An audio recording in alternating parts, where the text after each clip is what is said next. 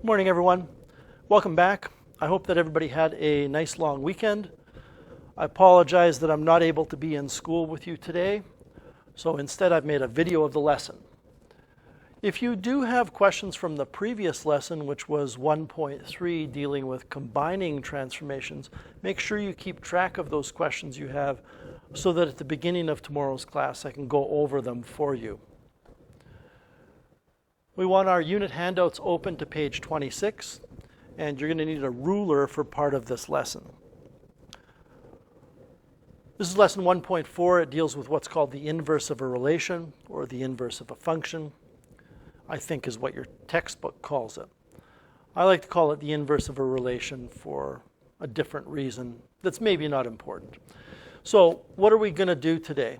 Well, first of all, I want you to understand what we are doing in general in this unit. What we are doing, or this lesson, what we are doing in general in this lesson is we are taking a function and we're changing it into the inverse of the function. It's a type of transformation.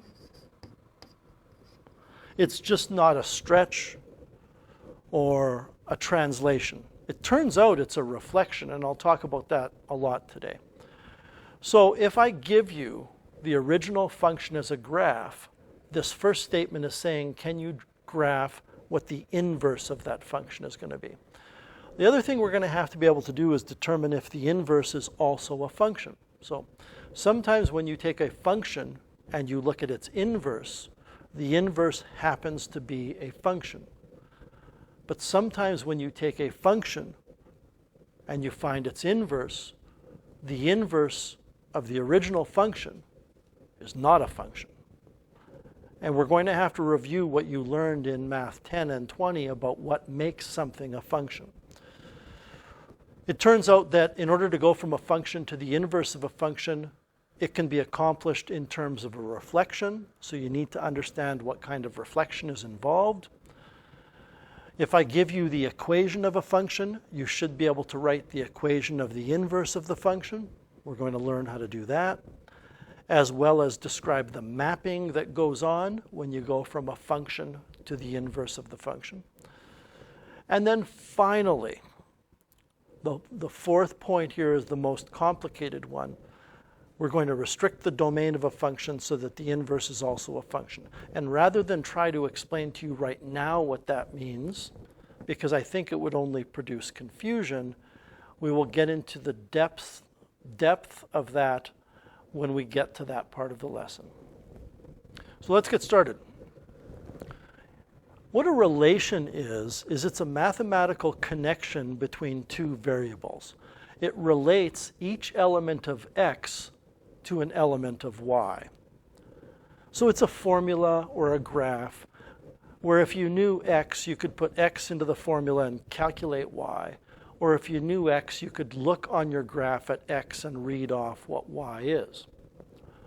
And there's a rule that describes what you do to x to get y, and that rule is given in an equation. What an inverse does is it reverses the process. And in its simplest form, what that means is that every ordered pair has a pair of numbers on a function that gets flipped to find a new ordered pair on the inverse. So for example,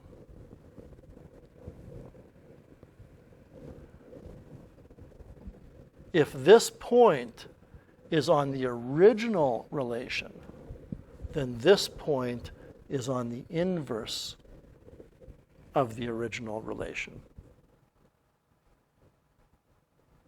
Think about that for a second. If negative 2 comma 5 is on the original graph, then when we perform this transformation that's called an inverse, all we do is we take those two numbers and we switch their positions. The x coordinate, which was negative 2 on the original, now becomes the y coordinate on the inverse. The y coordinate of 5 was on the original, it becomes the x coordinate of 5 on the inverse. So all we're doing is swapping x and y. Example 1 gives you a graph, and we are asked to sketch the inverse of this relation. We're also asked some other questions, but let's start off by sketching the inverse. This is an original point on there, and I'm simply going to read off the coordinates to you verbally and say the coordinates are -7, 3. So if I switch those two numbers, I get 3, -7. And I want to point out to you that not everybody is capable of handling what I just did. What some people will need to do is maybe on scrap paper write down what the coordinates of the original point are. The original point was right here, which is at -7, 3. So some of you, in order to keep track of things and not make a little silly mistake, may need to write that down, and then to go from original to inverse, you swap those numbers.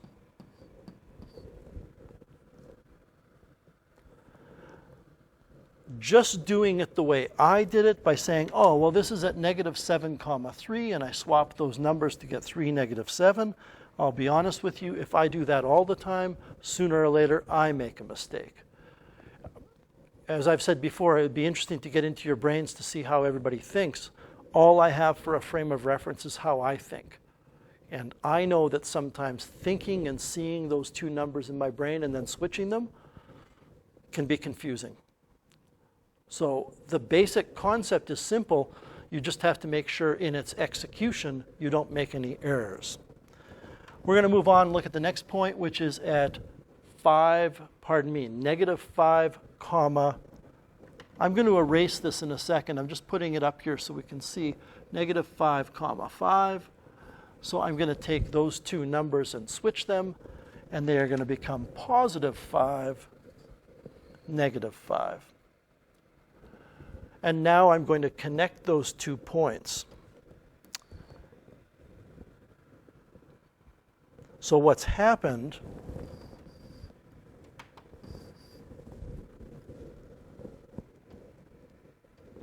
is this section turned into that red section. And we're going to continue. This is at -1, 5. Again, I'm just writing this so that we can see the numbers, but I'm going to erase it.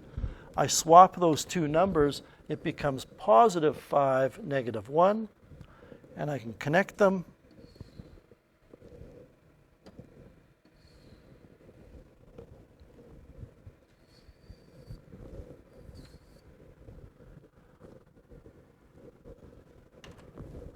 The next point is at 1, 1. I'm not going to bother writing down 1, 1. Well, I guess I will, because I do want to make a point about this. 1, 1.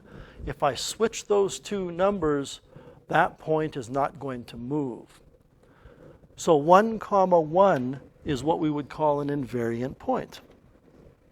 And we connect them.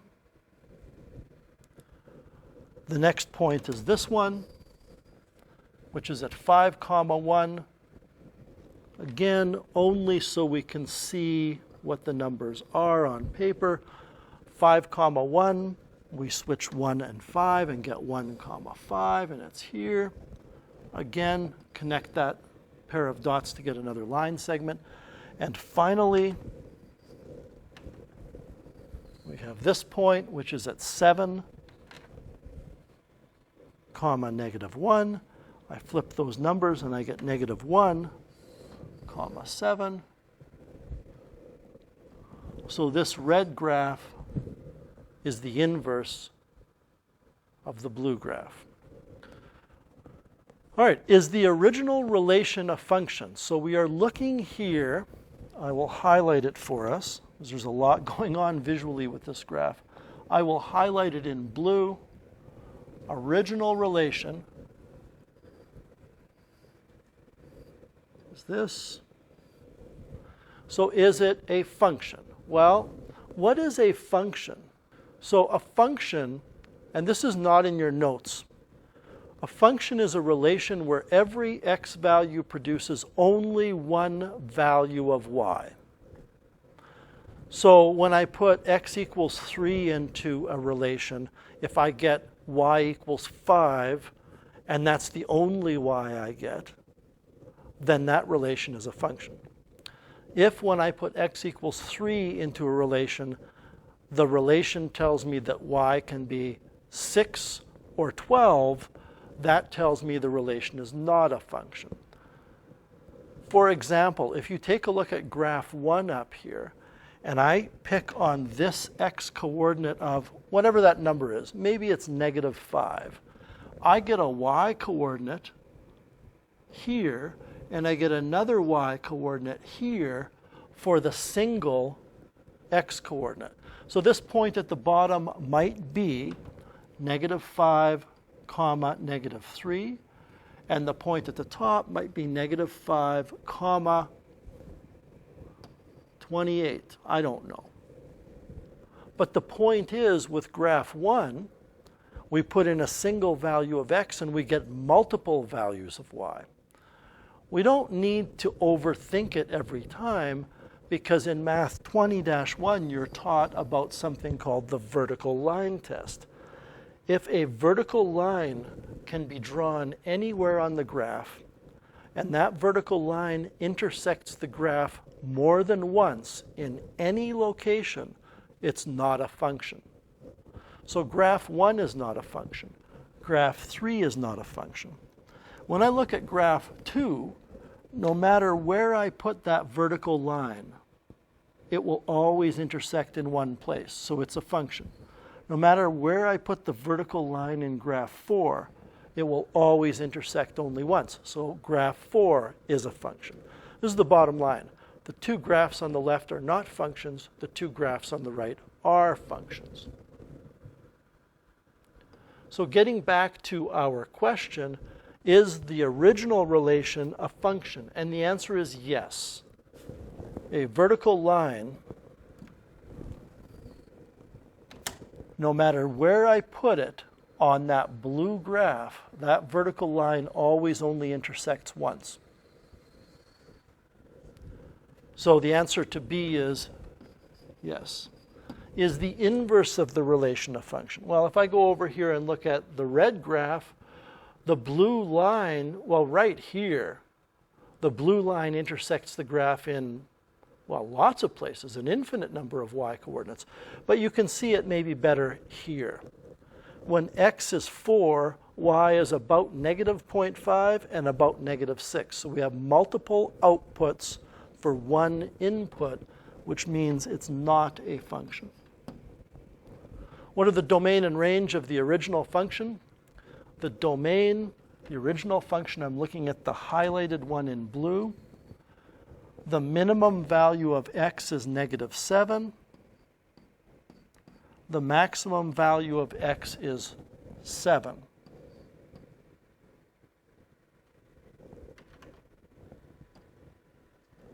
It goes from here, which has an x-coordinate of -7. The x-coordinate grows and grows and grows. It goes to here, where the x-coordinate is 7. The range, the minimum y on the blue graph, is down here at -1, and the maximum y is up here at 5. So the range is -1 is less than or equal to y, which is less than or equal to 5. I just want to double check that. -7 to 7 for x, -1 to 5 for y. I would like to give everybody a minute here to write out, by looking at the red graph, what the domain and range are of the red graph. So I'm going to give you literally 60 seconds to do that.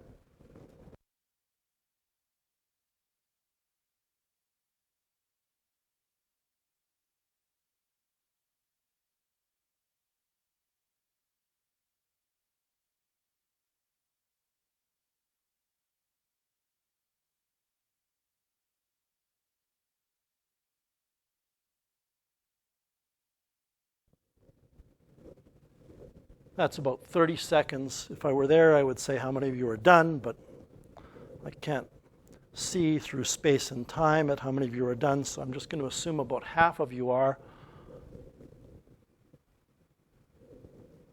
Coming up on a full minute soon.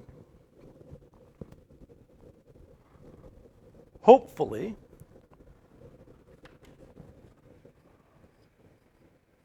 you looked at the red graph and saw that the domain has a minimum x of -1 and a maximum x of +5, so that's the domain.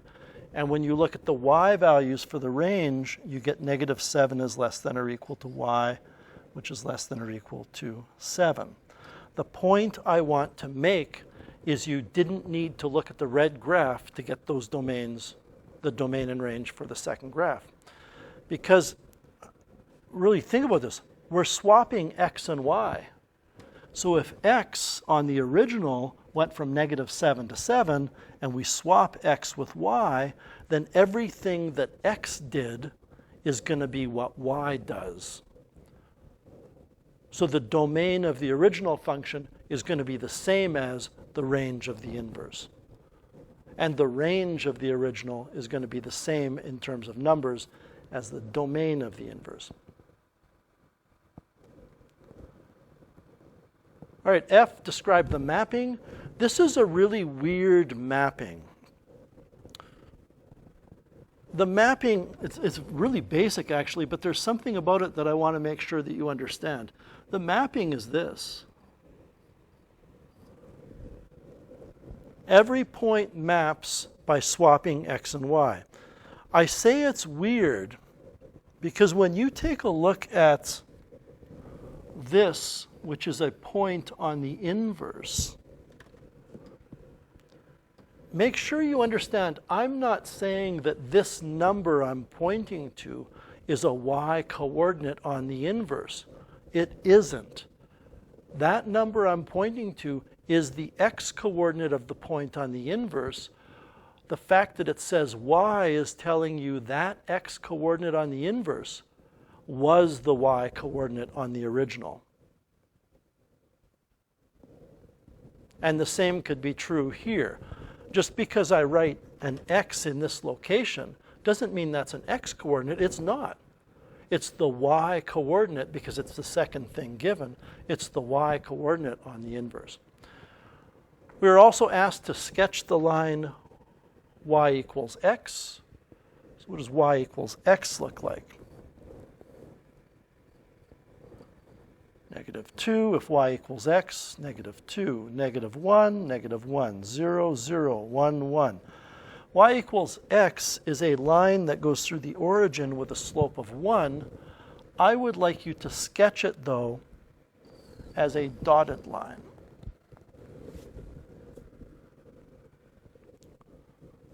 So this is the line y equals x. Describe the relationship between those two functions, f of x and the inverse. I misspoke because the inverse is not a function. So let me start again. Describe the relationship between the function, the inverse of the function, and the line y equals x. Well, there are reflections across that line.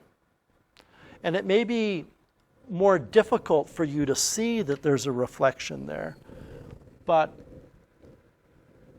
let me do something that maybe will allow you to see it better.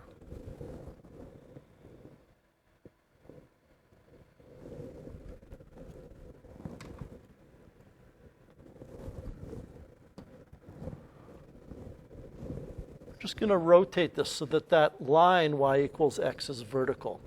And I hope you can see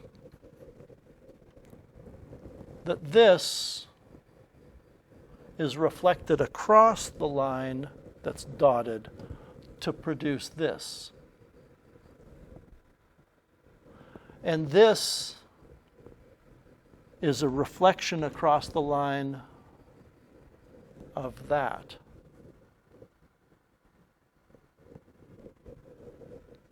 And this thing is a reflection across the line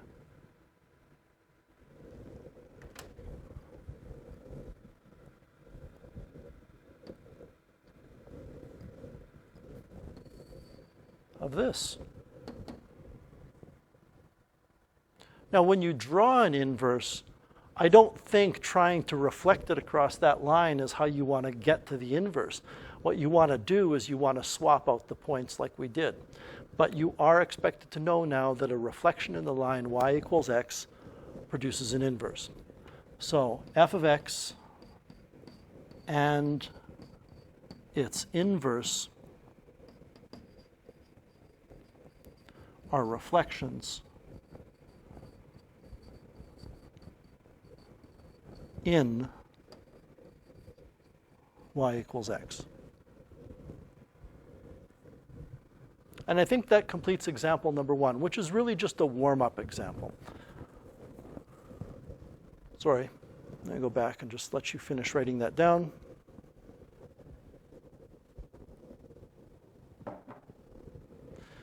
Let's talk a little bit about some terminology here. The inverse of y equals f of x can be written as x equals f of y. If I go back to this graph, this blue graph is y equals f of x. The red graph is x equals f of y. That's one way that you can write with notation an inverse of a function, because you swap x and y. However, if the inverse is also a function, then we can write the inverse of the function using this notation. And I want to be very careful here. I want you to be very careful here to understand that that -1 is not an exponent. Mathematically, it means inverse. Okay? It means opposite.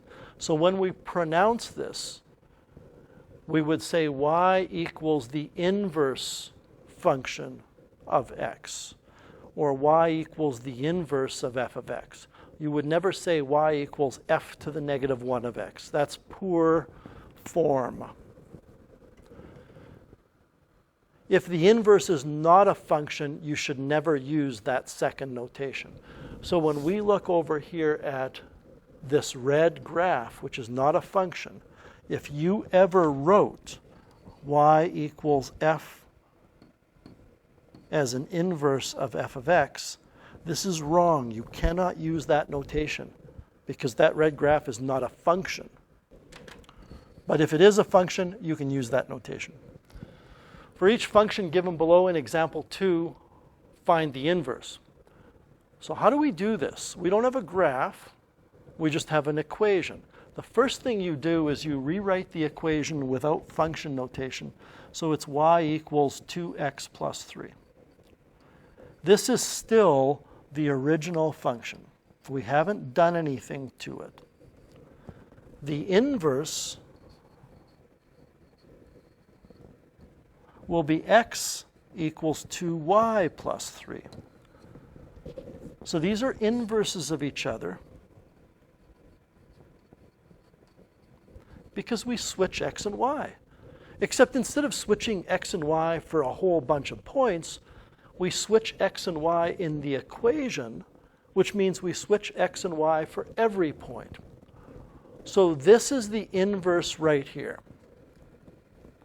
But we want to rearrange it for y. And when I rearrange that for y, I'm going to have to subtract 3 from both sides. And then I'm going to have to divide everything by 2 to get y by itself.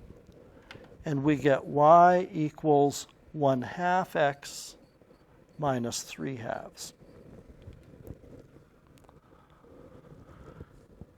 The second part of this question was asking, is this inverse something that can be written with this notation? Well, we can only use that notation if the inverse is a function. Well, let me rewrite this. If we have y equals 1/2 x minus 3/2, you should know that's a linear function from grade 10 math. It's a linear function with a y-intercept of -3/2 and a slope of 1/2. In other words, you should, even without a graphing calculator, be able to tell me that this graph would look something like that. It's got a slope of a half and a y-intercept of -3/2, which means that this inverse, y equals 1/2 x minus 3/2, can be written this way.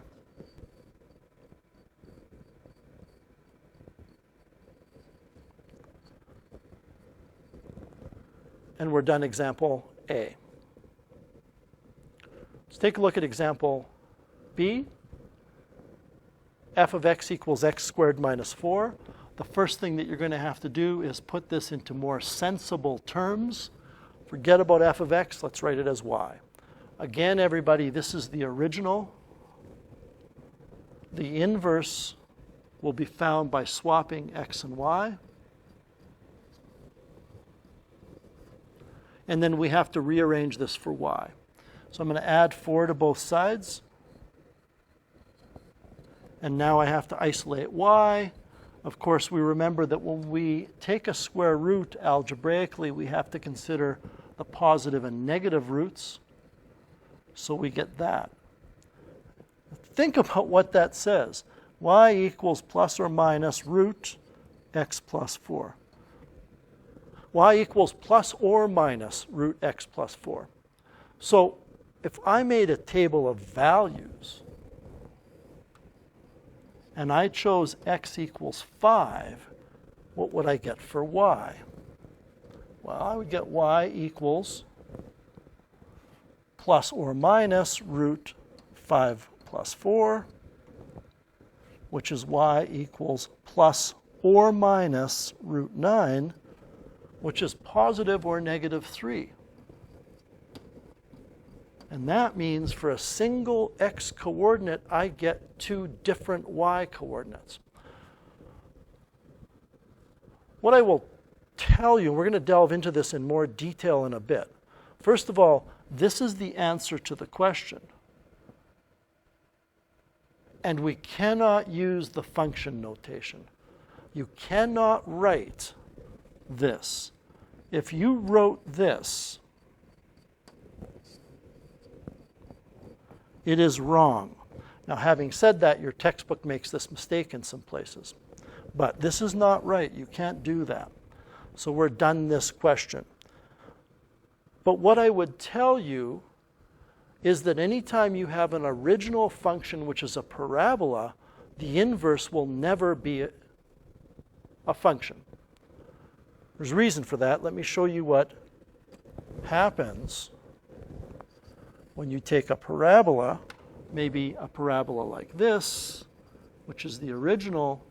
If you reflect it in the line y equals x,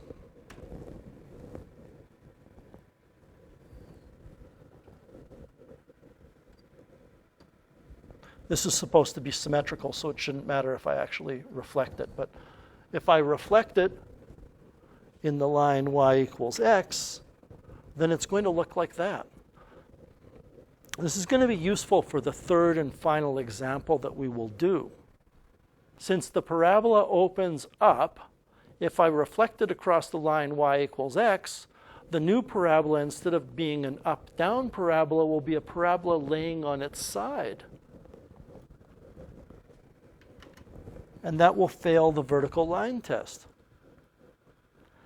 In fact, what your textbook says is if an original function fails a horizontal line test, then the inverse will not be a function.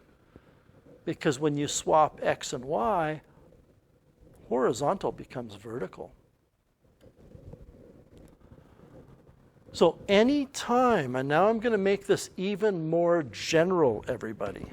Any time you have a graph of a function which in any way goes up and down, then when it's reflected,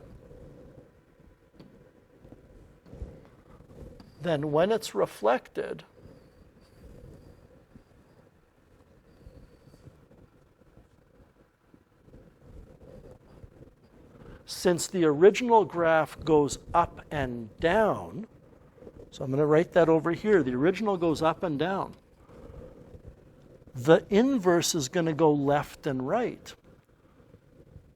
And if the inverse goes left and right, it's going to fail the vertical line test.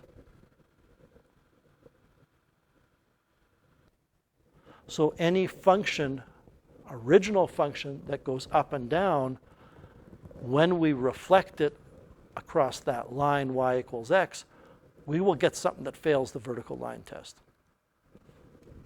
All right, we're going to need that for number 3. And this is where things get really tricky. We want to determine the equation of the inverse, and then we want to restrict the domain of the original function so the inverse is also a function. And this is where I would say to you, when we get to that stage of this example, you need to do your best to really focus and think about what I'm saying and showing you. Because I know from experience that students struggle with this. So what is the equation of the inverse? Well, we have to rewrite this original function. This is O for original, with a y to make sense of it. Then the inverse, of course, is found by swapping x and y. So we get x equals y plus 3 squared. Now we have to get rid of two things here to get y by itself. We have to get rid of the 2, which is a square, and we have to get rid of the 3, which is being added. We have to get rid of the 2 first because it's the outermost operation. So I go plus or minus the square root of x equals y plus 3. And now I can subtract 3 from both sides and get y equals negative 3 plus or minus root x.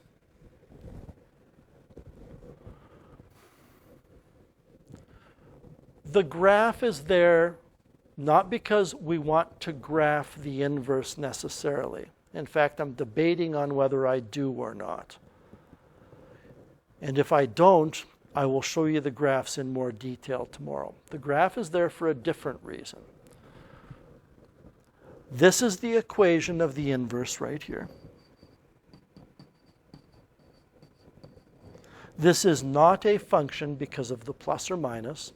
The plus or minus in the equation says that when you calculate y, you're going to get two answers for y. You're going to get negative 3 plus the square root of x and negative 3 minus the square root of x. Okay. Now we want to restrict the domain of the original function. Be very careful here. This is talking about the domain restriction of the original function. So let's look at what the graph of the original function looks like. Graphing the original function is like stealing candy from a baby. It's very simple. You know that y equals x squared, for the most part, looks like that. So x plus 3 squared is x squared shifted 3 to the left. So this is where I ask you to think very carefully. This parabola has a left side and a right side. I am going to graph the inverse. I've decided in this past couple minutes that I am going to graph the inverse, but I don't want you to worry about how I know where it is. I'll talk my way through it a little bit. If the x-intercept of that is negative 3, the y-intercept of this one will be negative 3, because x and y switch. Since this opens up, up is a positive vertical direction. When I swap x and y, this will open right, which is a positive direction. So this has a top and a bottom. I hope everybody sees, looking at the green graph, it is not a function because it has a top and a bottom. Now, where did the top come from? The top, you're certainly not going to be able to put this in your notes, but the top came from the right side being reflected. That's where the top came from. And if you think about that, right is positive, top is positive. It's just that right is a positive x, top is a positive y. Where did the bottom of the inverse come from? Well, the bottom of the inverse came from the left side.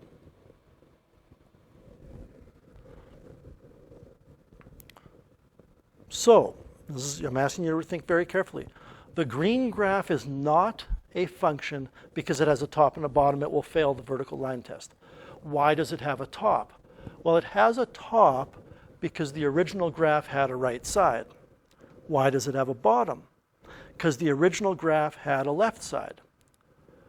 So if the original graph, everybody, if the original graph did not have a left side, then the inverse would not have a bottom. And if the original graph did not have a left side, that leads us to the inverse not having a bottom. That means this is a function. Now, I haven't answered the question. I'm just pointing out to you that if I could magically erase the left-hand side of the original graph, then I would get a function. On the other hand, and believe me, this is something that you're going to maybe have to watch this video again, and I will post a link in our Google Classroom. On the other hand, if the original function did not have a right side, then when we reflect it in the line y equals x, the inverse will not have a top. And that would mean the inverse is a function.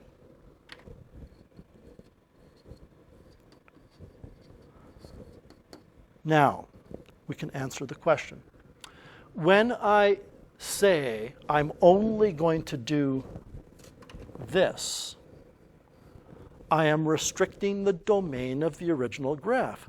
I am saying that on the original function, x is only less than or equal to -3. This is the domain restriction. If I say x is only equal to -3 or less than -3, I'm saying we're not going to use the right-hand side. When we were asked then to restrict the domain of the original function, one of our restrictions could be x is less than or equal to -3. By saying x is less than or equal to -3 on the function, it's a restriction on this.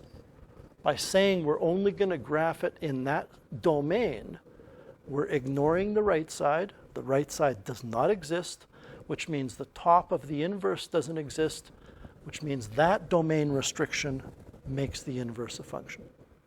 So what's circled at the top of the screen is a correct domain restriction. When we look over here, what I'm saying is this graph is y equals x plus 3 quantity squared, but it's only for these values of x. So that's the domain restriction here that produces a function for the inverse.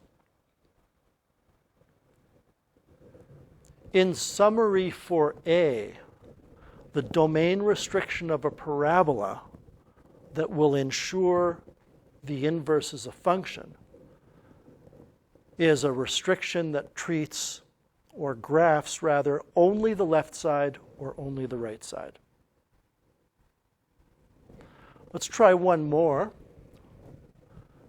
Y equals x squared minus 2. So first of all, we have to determine the inverse. The original is y equals x squared minus 2.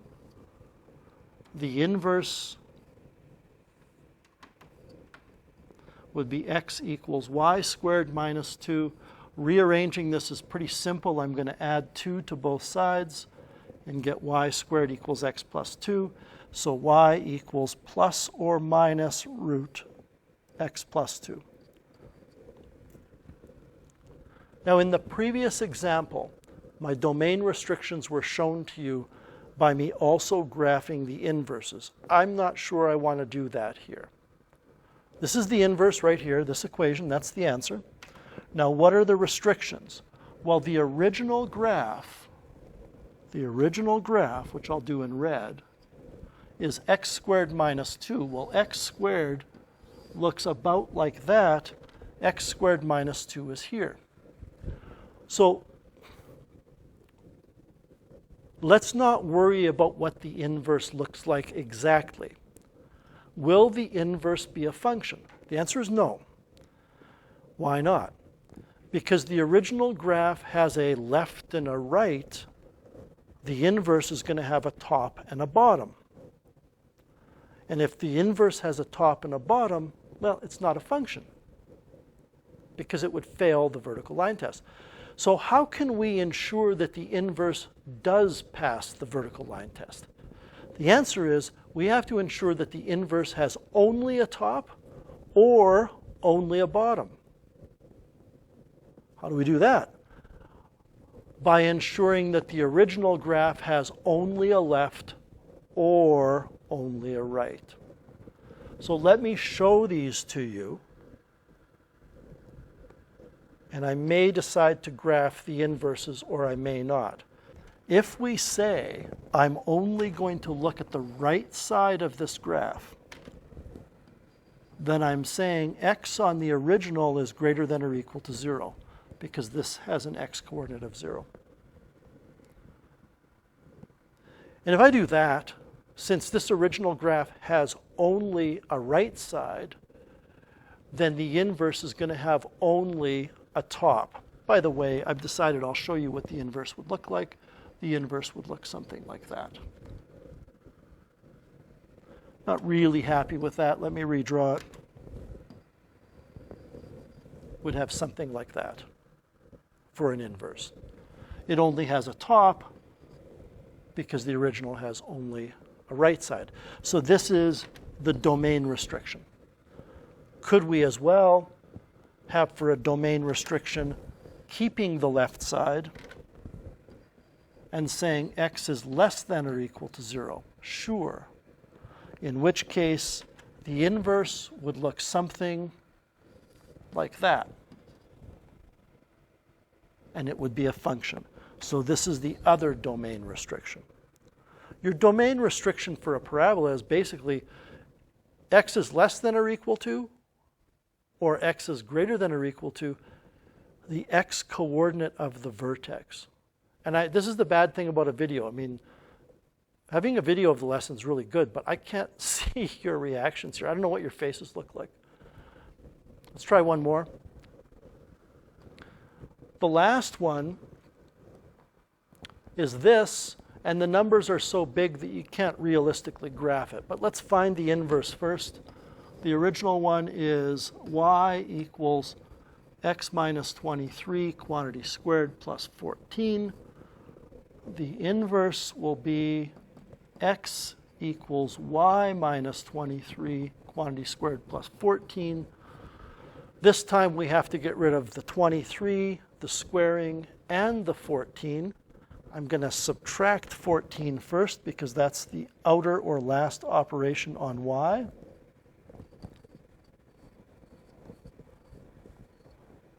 I'm going to take plus or minus the square root.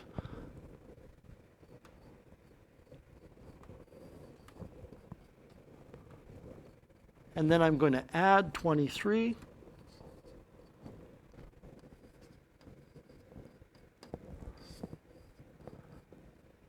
I'm going to say that this is not a function because of the plus or minus. What would be a restriction on the original function to produce something that was a function? Well, the original function, everyone, has a vertex at 23, 14. You should know that. You shouldn't. This is Unit 1, Lesson 1, and a whole bunch of stuff from Math 20-1. The vertex of this is at 23, 14. So if we want to split this parabola in half and talk about domain restrictions, we would say x is greater than or equal to 23 would be a domain restriction, and x is less than or equal to 23. And at the risk of repeating myself too many times, when you say x is greater than or equal to 23, you are saying we're only going to look at the right side of the parabola, which means the inverse will only have a top, which means it will be a function. If you look at x is less than or equal to 23, then what you are saying is we're only going to look at the left side of the parabola, which means the inverse will only have a bottom. You can get started now on the practice. There are a series of textbook questions, and then there are some multiple choice numerical response questions. Again, I'm sorry I couldn't be there today, but I hope this was helpful, and I hope it went okay. And I hope you have a great rest of the class and a fantastic day, and we will see everybody tomorrow. Take it easy.